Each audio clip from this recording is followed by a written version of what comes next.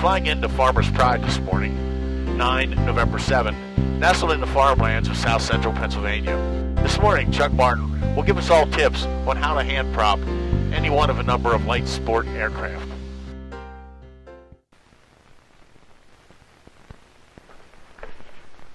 You're about to see an accident involving a pilot and his passenger. One brake is partially holding, causing the aircraft to rotate. The passenger, never having been in an airplane before, is paralyzed with fear. Good morning, ladies and gentlemen. My name is Chuck Martin. We're out here this morning at Farmers Pride Airport in Fredericksburg, Pennsylvania. And I'd like to share with you this morning some proper safety techniques on hand propping an aircraft. I've become concerned in the last few years with the new Sport Pilot certificate where we have a younger generation of hand propping airplanes.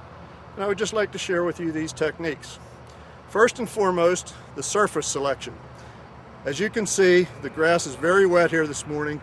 My shoes are very wet, and it would not be proper to hand prop the aircraft on this wet grass. So I've brought it over here onto the asphalt where we have a smooth, hard surface. The second consideration is the clothing you're wearing. You notice that I have soft-soled sneakers, and I'm going to remove all of my jewelry so I can't get it caught on the prop. I don't have a jacket that's loose or a scarf or a necktie. And for the females in the audience, if you have long flowing hair, please tie it up so that it doesn't get caught in the prop. I have with me today an assistant. The safest way to hand prop, of course, is with more than just one person. Ronnie Benner has agreed to help me here this morning. And one of the first and foremost, although Ronnie is a very experienced pilot, I will show him the controls of the Aeronca so that we can hand prop this safely. Ron? Of the stick, I'd like you to hold that completely back into your gut. Over here on the firewall is the throttle. It'll remain closed until the command of contact. When I say contact, Ron, you will advance the throttle just about 1/4 of an inch. The mags are here at your left elbow. You'll turn the mags on, and I'll say contact. Okay? Once the engine starts, pull the throttle back to idle, and I'll remove the chocks. Very good. Okay, here we are outside the aircraft again. And again, just to reiterate, I removed all my jewelry, loose clothing. What I'm going to do now is, with the mags off, brakes on, and an assistant in the airplane, is going to pull the prop through a few times first. Ron, brakes on. Brakes on. Mags off. Mags off. Throttle shut. Throttle shut. And I pull it to make sure he has the brakes on. Now I'm going to pull it through with the mags off quite a few times here to prime it.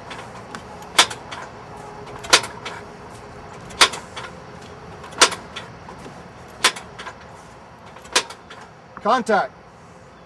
At this point, Ron's putting the magnetos on and opening the throttle. Once again, I check the brakes. Contact.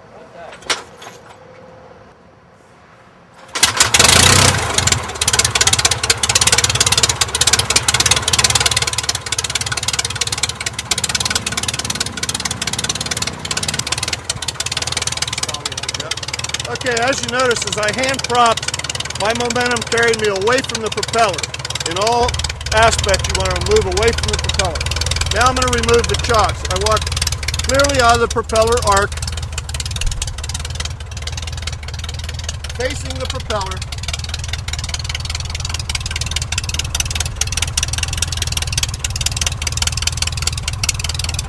And again, not crossing in front of the propeller, I go around the airplane to remove the other chock. And notice I've placed the tail wheel perpendicular to the fuselage as well, not parallel. Again, facing the propeller. I put my right hand on the leading edge of the wing just to make sure I'm inside the propeller arc.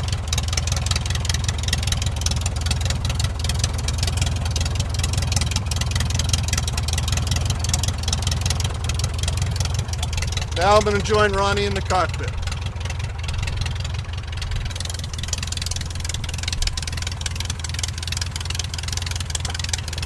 Let's go flying! Okay, welcome back. Now we're going to share some techniques with you. If you do not have an assistant to assist to help you with the hand propping and you're doing it by yourself.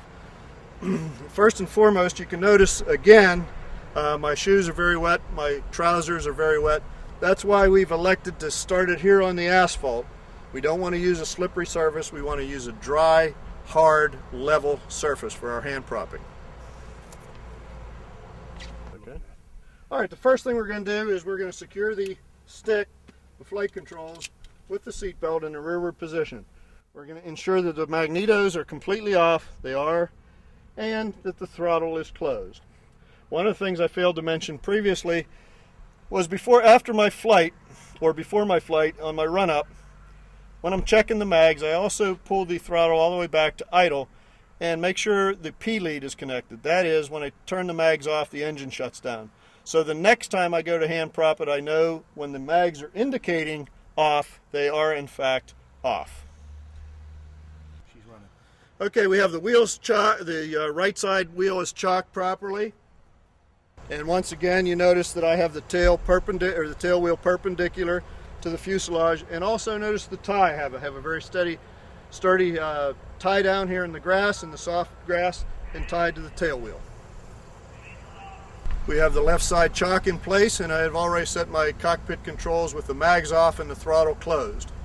Once again, I approach the prop. I'm going to pull it through. Not quite as many times, is because the engine is now warm. And then reset my cockpit controls with the mags on, the throttle open.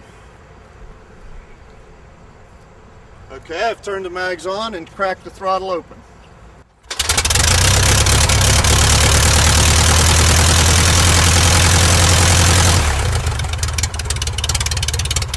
And once the engine starts, there's the chock.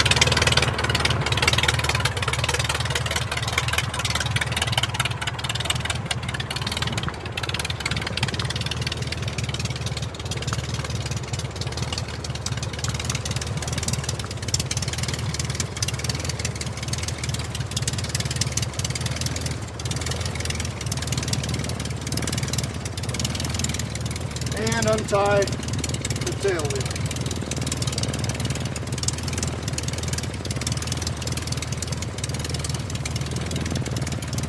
And while holding on to the airplane,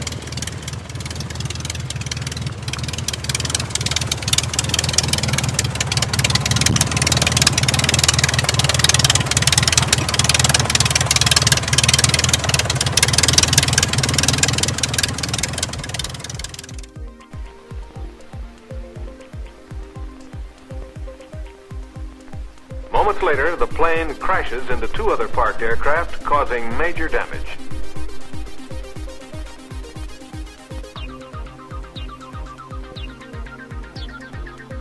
As you could see, the pilot was seriously injured.